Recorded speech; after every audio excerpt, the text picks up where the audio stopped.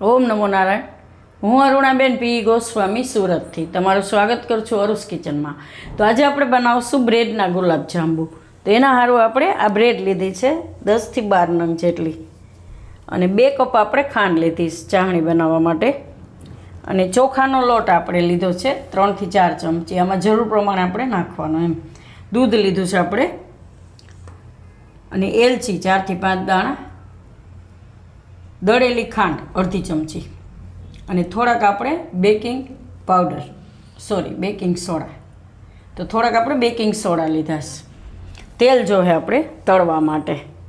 તો પહેલાં આપણે ચાસણી બનાવી લેવું, અને તેલ ગરમ મૂકી દેવું. તો આમાં આપણે ચાસણી બનાવશું. તો એમાં આપણે ખાંડ નાખી દેવું, અને એમાં આપણે પાણી નાખીશું. તો આપણે 2 કપ ખાંડ લીધી છે.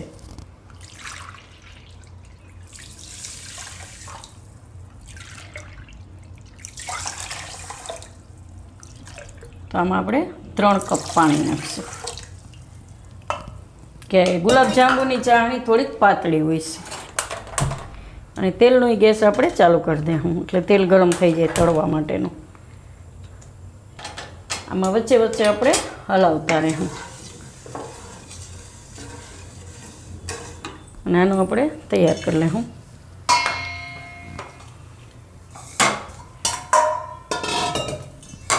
આ બ્રેડ છે એને આપણે આમાં ટુકડા કરીને લઈ લેવું. આ રીતના કિનારી આપણે નથી કાઢી, એમનેમ જ આપણે લઈ લેવું. એ પલળી જાય સરસ, દૂધ નાખશું ને એટલે.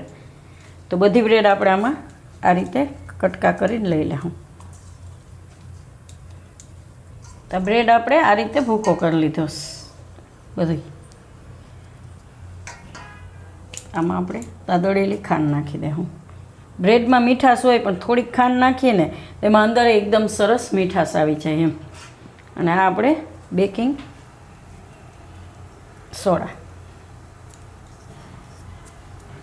અને થોડુંક આપણે આ ચોખાનો લોટ નાખીશું.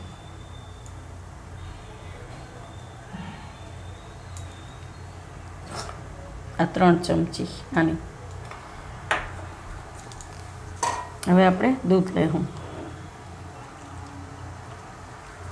તો 1 કપ ભરીને લીધું. થોડું થોડું નાખીને આપણે આને મિક્સ કરી લેવું.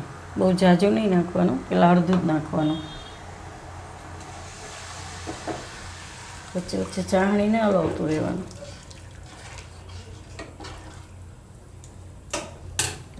તો આને આપણે મિક્સ કરી લેવું.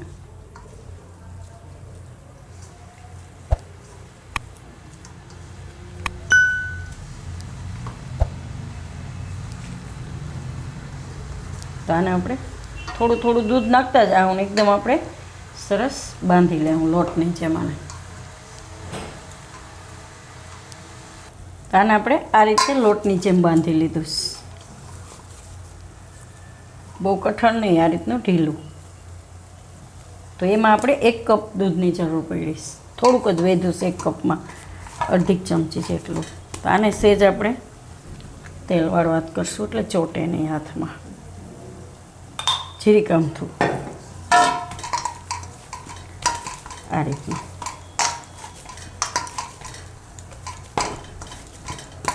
આમાંથી આપણે આ રીતના ગોળા વાળી લેવું ગુલાબજાંબુના. જે સાઈઝના તમારે બનાવવા હોય એ સાઈઝના. તો આપણે આને મીડિયમ આ રીતના બનાવશું.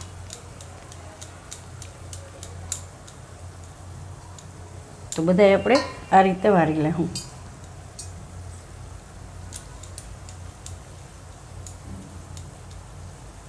ચાસણી આપણી ઉકળી ગઈ છે. થોડીક વાર હજી એને ઉકળવા દેવું, 2-4 મિનિટ માટે. થોડીક ઘાટી જેવી થાય સેજમથી એમ. આ પાતળી જોઈએ આ રીતની, પણ થોડીક પકાવવી પડે એને. તો ત્યાં સુધીમાં આપણે આ રીતના ગોળા વાળી લેવું. તેલ આપણે ચેક કરી લેવું થોડુંક નાખીને. તો તેલ આપણું ગરમ થઈ ગયું. નાખીને ઉપર આવે એટલે તેલ આપણું ગરમ થઈ ગયું. ગેસ આપણે ધીમો કરી દીધો. તો આ થોડાક તરાઈ જાય, જે રીતે આ રીતે વાળતું જવાનું, તરતું જવાનું એમ. આમાં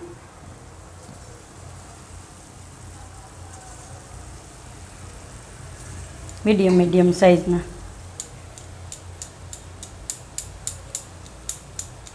તો આ રીતે આપણે ગોળામાં તરી લેવું બધાય.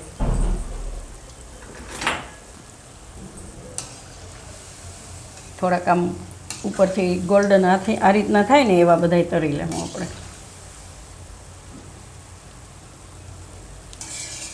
તો આને આપણે ધીમા ગેસે આ રીતના તળાવવા દેવાના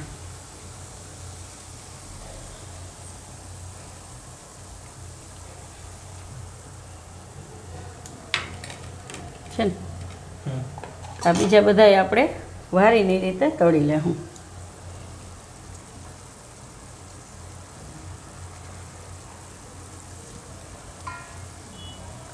આ રીતના એકદમ સરસ ઉપરથી કડક લાગશે ને અંદરથી સોફ્ટ થાય. એ ચાહણીમાં જાય ને એટલે બ્રેડના છે એટલે તરત જ સોફ્ટ થઈ જાય. થોડીક વાર ગરમ ગરમ ચાહણીમાં રહે ને એટલે ચાહણીને હજી થોડીક વાર ઉકળવા દેવું આપણે. અને આ એલચી છે એને આપણે ખોલીને એમાં રાખી દેવું. આ રીતે બહુ કાંઈ નહીં, ખાલી આ રીતે ખોલી નાખવાની એટલે એમાં એનું ફ્લેવર આવી જાય. ચાહણીને આપણે ધીમા ગેસે એકદમ એની ઉપર રહેવા દેવાની. ગરમ ગરમ ચાહણીમાં જ આપણે નાખવાના હોય જાંબુ. તો બધાય આપણી રીતે તળી લેવું.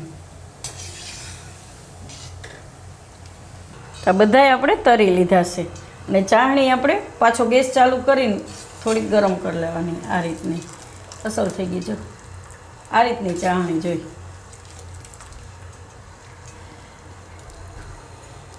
એકદમ ઉપરથી કડક લાગશે તમને, અંદરથી એકદમ સોફ્ટ છે. જો છે ને આ ચાહણી પીએ એટલે એકદમ સરસ થઈ જાય. તો આ બધાય આપણે ચાહણીમાં રાખી દેવું.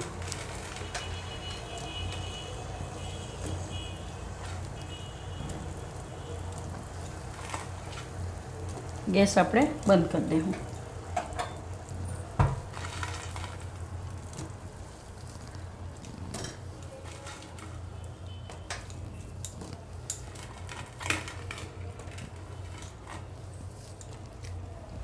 આ રીતે થોડીક વાર આનામાં રહેવા દે હું ગરમ ગરમ ચાહણીમાં.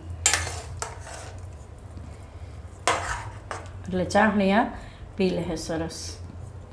તો ઢાંકીને રાખી દે હું થોડીક વાર.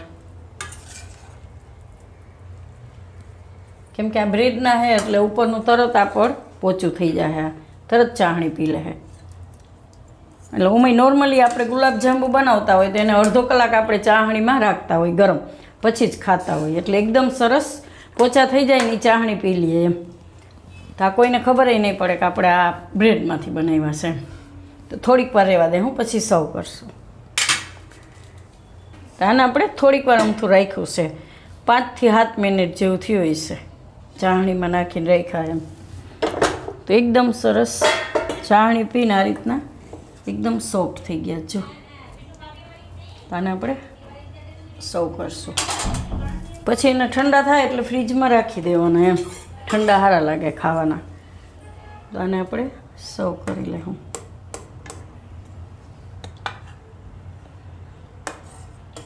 ગમે ને ખવડાવશો તો એને ખબર નહીં પડે કે આ તમે બ્રેડમાંથી બનાવ્યા છે એમ. એકદમ મસ્ત, એકદમ સોફ્ટ થઈ ગયા ચાહણી પીને. કેમ કે બ્રેડ પોચી હોય એટલે એને તમે આ તૈરા છે પણ એને ચાહણીમાં નાખો એટલે પાછા એનું ઓરિજિનલ રૂપ લઈ લે એમ. પોચા થઈ જાય સરસ સોફ્ટ.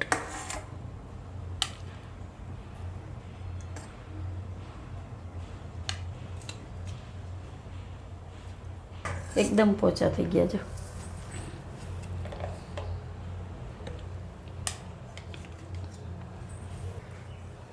તો તૈયાર છે આપણા બ્રેડના ગુલાબજાંબુ.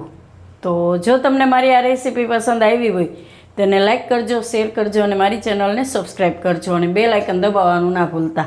કમેન્ટ કરીને કહેજો કે તમને કેવા લાગ્યા બ્રેડના જાંબુ. એક આપણે ખોલીને જોઈ લઈએ. જો એકદમ થઈ ગયું સોફ્ટ. હજી આ ગરમ છે તો અંદર ચાહણી આ રીતે જાહે. હજી ગરમા ગરમ છે તો આને લગભગ અડધો કલાક આપણે રાખવાની હોય આમાં. તમે ખાઈ દો. ના, ગરમા ગરમ નથી ખાવું.